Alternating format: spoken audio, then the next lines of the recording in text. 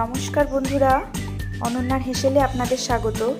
আমি অনন্যা আজ আপনাদের জন্য নিয়ে এসেছি আমার খুব পছন্দের একটি রেসিপি, ঝাল পুঁটি অর্থাৎ পুঁটি মাছের ঝাল।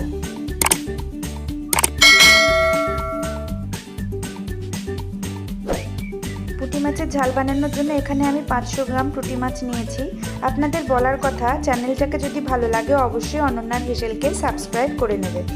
যাই হোক, রান্নার প্রথমেই দেখা যাক। পুঁটি মাছগুলো আমি ভালো করে বেছে নিয়েছি। এখানে পুরোটা নেই, আমি অর্ধেকটা নিয়েছি। 250 গ্রাম পুঁটি মাছ কেটে বেছে নুন হলুদ মাখিয়ে আমি একটা পাত্রে আলাদা করে রেখেছি। এবার আমি কিছু মশলা তৈরি করব।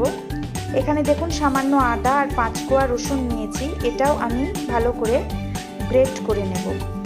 এবার একটা পাত্রে, আমি বড় পাত্রে মাছটা ঢেলে নিয়েছি। এতে আমি কিছু মশলা দেব এবং মাছটাকে আমি পুরোপুরি মশলা দিয়ে মাখবো।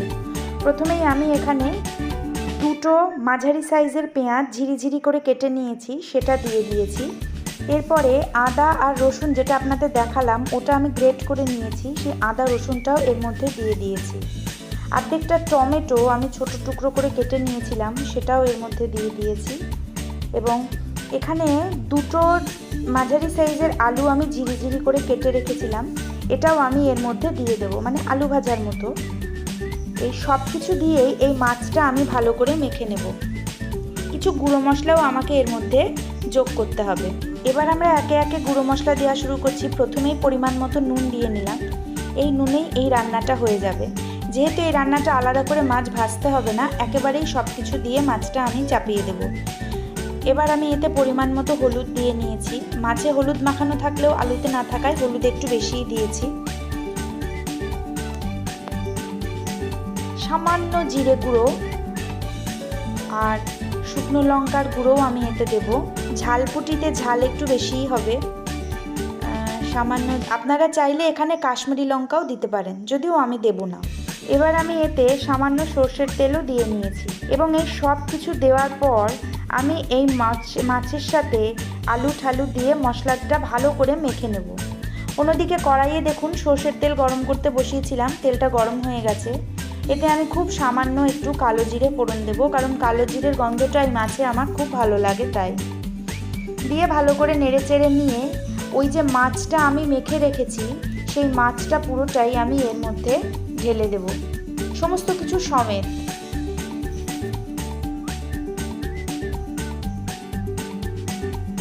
এবার এই মাছটা আমি খুব ভালো করে নাড়িয়ে নেব। বেশি নাড়াতে হবে না, কারণ নুন পেঁয়াজ দিয়ে মাখা হওয়ায় মাছটা বেশ নরমই হয়ে গিয়েছে। এটা অল্প একটু নাড়াচাড়া করেই খানিকক্ষণের জন্য আমাদের এটাকে চাপা দিয়ে দিতে হবে।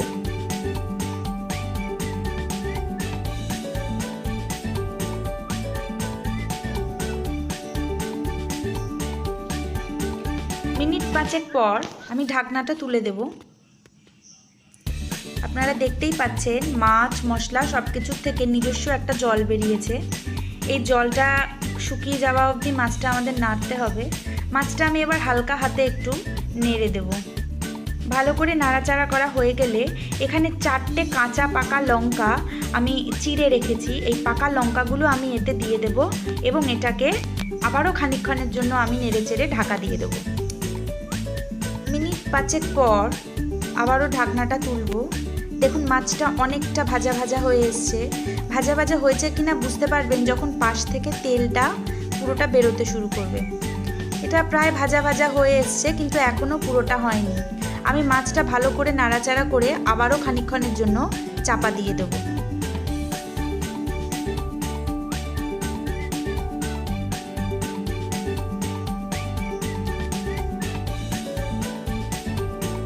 আবারও মিনিট 5 পর আমি এই ঢাকনাটা তুলে দেব। মাছটা এবার তাকিয়ে দেখুন পুরোটাই ভাজা ভাজা হয়ে গেছে, পাশ থেকে ভালো মতো তেল বেরিয়ে আসছে। এতে আর ভাজা হওয়ার মতো কিছু নেই, মাছগুলো গোটা গোটা আছে, ভাজা ভাজা হয়ে গেছে।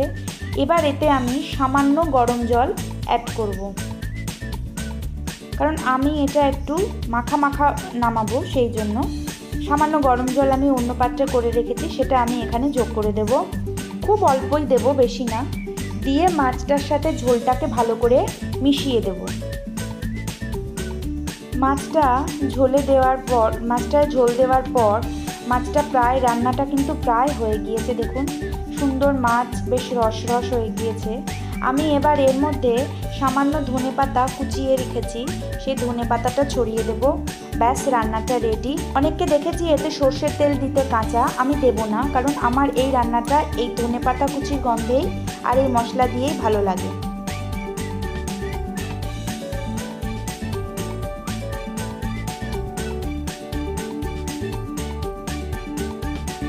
এবার রান্নাটা আমরা নামিয়ে দেব।